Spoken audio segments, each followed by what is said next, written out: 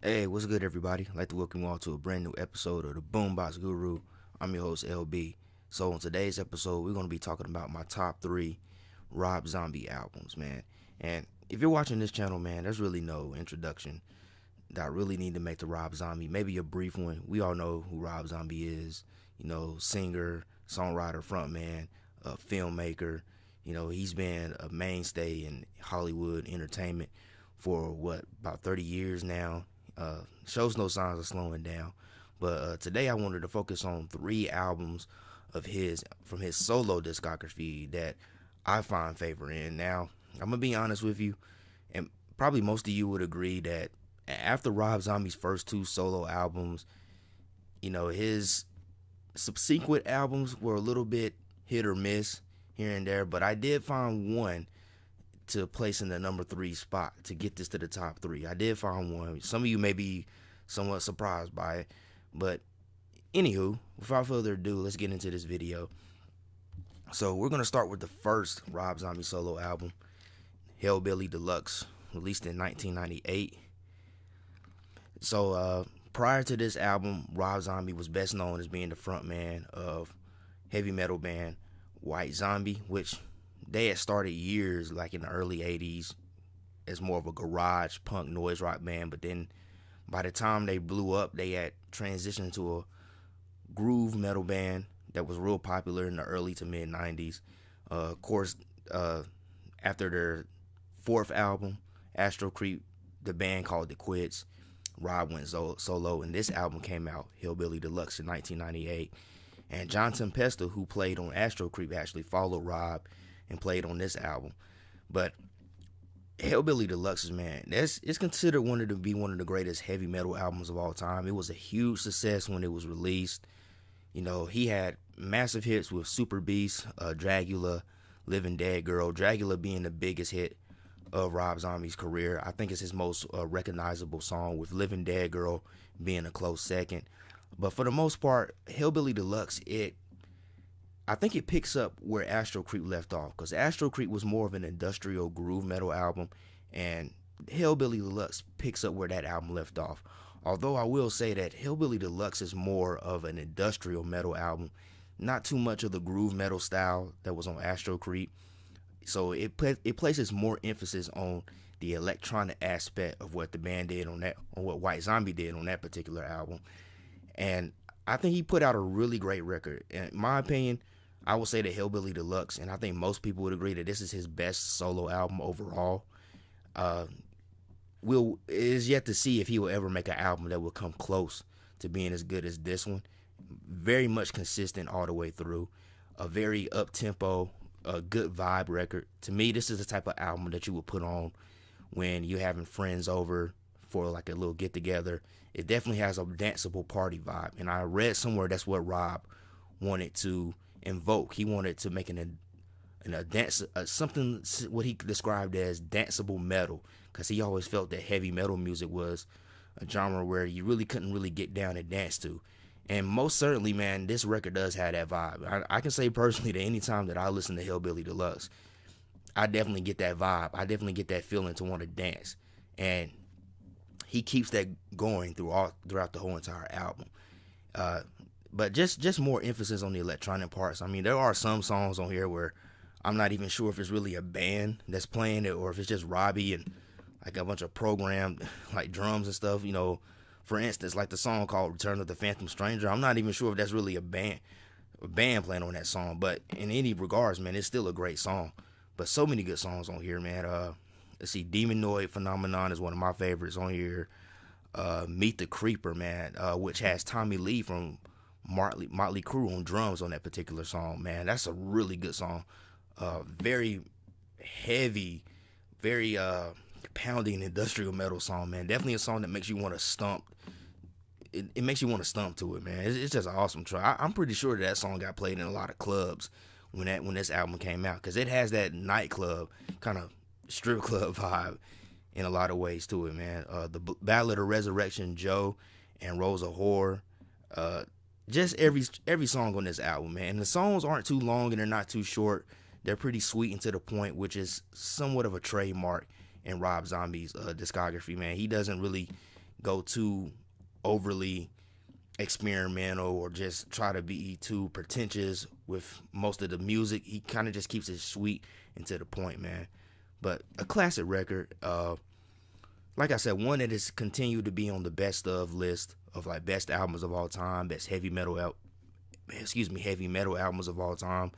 So definitely Hellbilly Deluxe, released in 1998, man. One of Rob's most accessible albums, man. So you can easily find this record for reasonable prices, whether you shop online, go to a record store. You're more than likely going to run into this record the most, man. So definitely pick it up if you've never heard Hellbilly Deluxe. Definitely one of the best modern metal albums to ever come out. Still one that's continued to remain timeless throughout its mainstay in heavy metal music, man. So definitely check it out.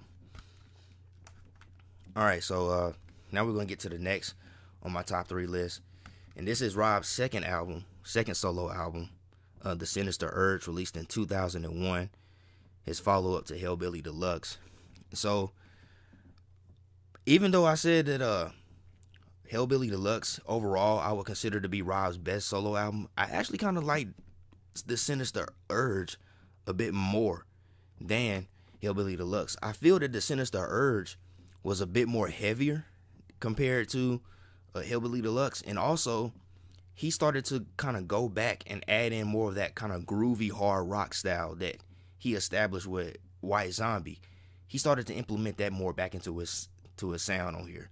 But I think the SinisterUrge, it was a successful record. I mean, I don't think it hit the same numbers or the same like massive success and attention that Hellbilly Deluxe did, but it was a worthy follow-up to that record.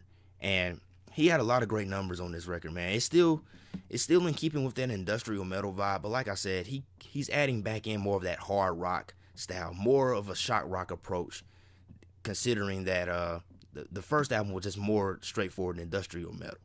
But so many great numbers on here, man, like Demon Speeding, Dead Girl Superstar, Never Gonna Stop, the Red Groovy,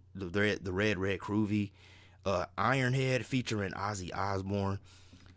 I don't even think there was a video shot for that song. I don't know why. Maybe they just couldn't get the scheduling right or something, but Ironhead featuring Ozzy Osbourne, that's got to be one of the best collaborations I've ever heard with Ozzy.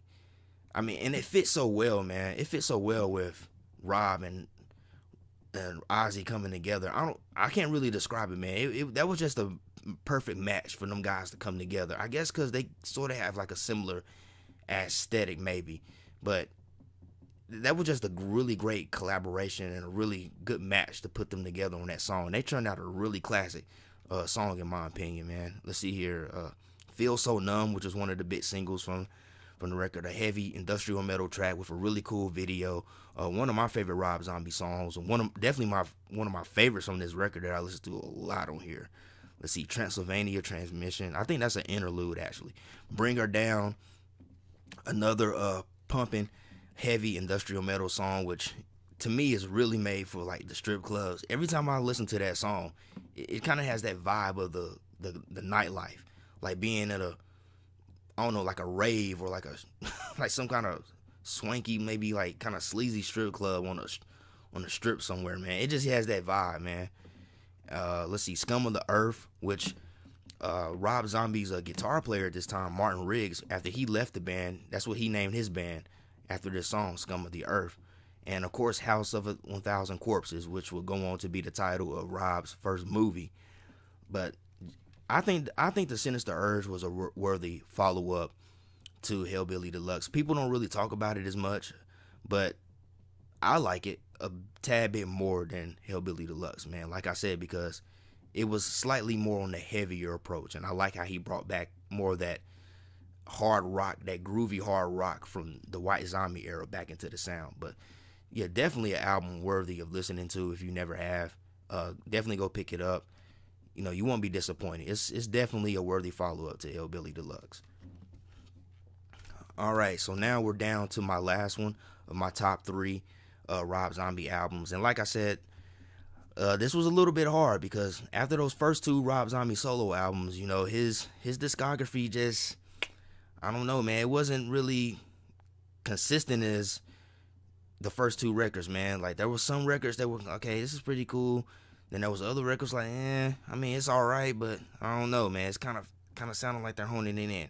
But this particular album, I think Rob has really gotten back into his groove. And the crazy thing about it is that when I first listened to this record, when I first bought it and listened to it, I really wasn't feeling it that much. But I decided to give it another chance and take my time with it and listen to the record. So that is the recent Rob Zombie release right here, man. That's his recent album, which came out, March of 2021. Yeah, March of this year. The Lunar Injection Kool-Aid Eclipse Conspiracy, man. So one of his most, probably the most rememberable title. I mean, it's a long title, but it's not as bad as that last album he did before this one, man. And I'm not even going to attempt to try to remember that entire title, man, because I always miss parts of it. But yes, this is Rob Zombie's new album.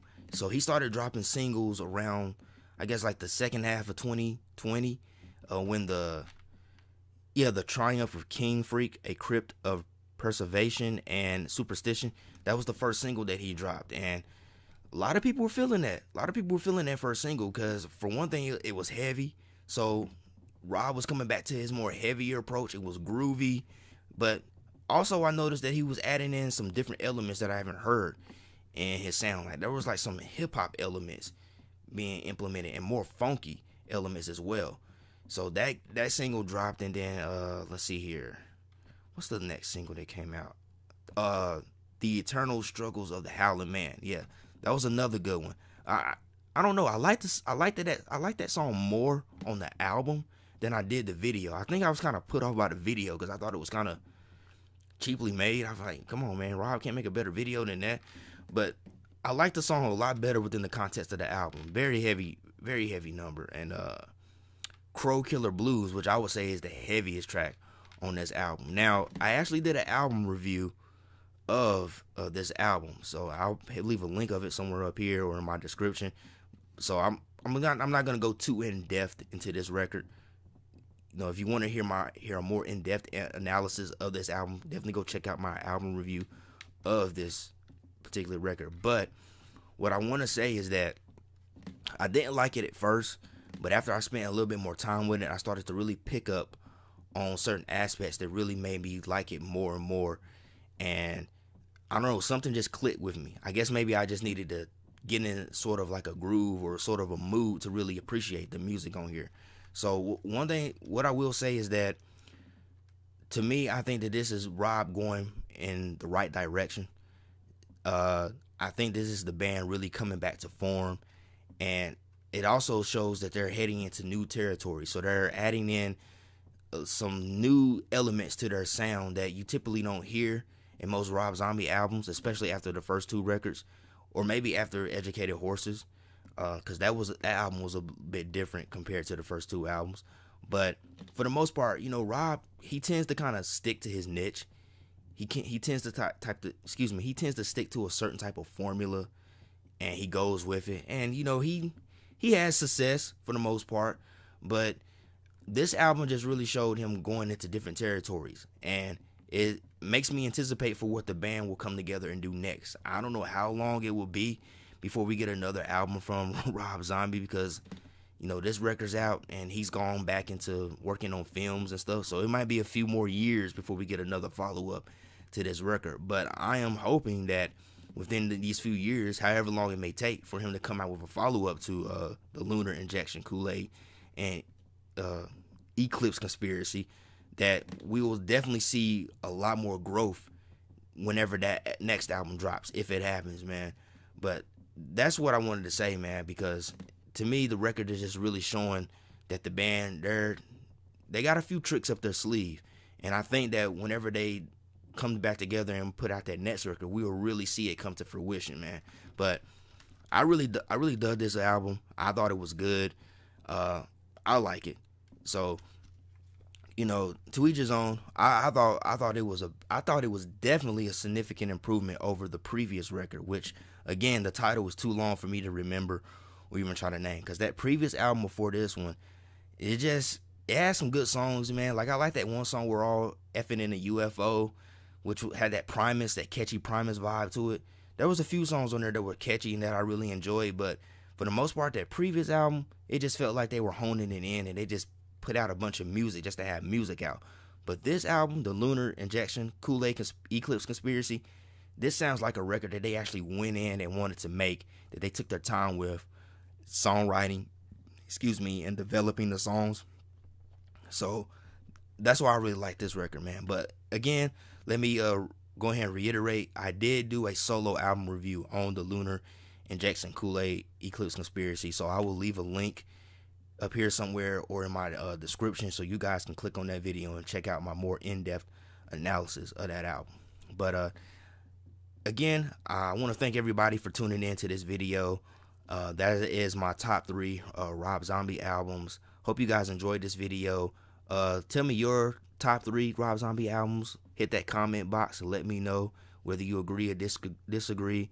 You know, everybody has their own opinions. This is just my opinion. Music is subjective. I want to thank everybody that's been tuning in to my videos, all my new subscribers, all my old subscribers. Be sure to hit the thumbs up and like the video. Also, hit that subscribe button, hit the bell so you'll be notified anytime I drop new content. Also, share the videos to whatever groups, pages that you may follow on social media, whatever. Share the video. I greatly appreciate it. And also, I have links to my social media platforms in my descriptions. I'm most active on IG, so if you want to click on that link and follow me on IG, that'd be greatly appreciated. And as always, hope everybody has a blessed day, a blessed week, and love, peace, and music. Peace out.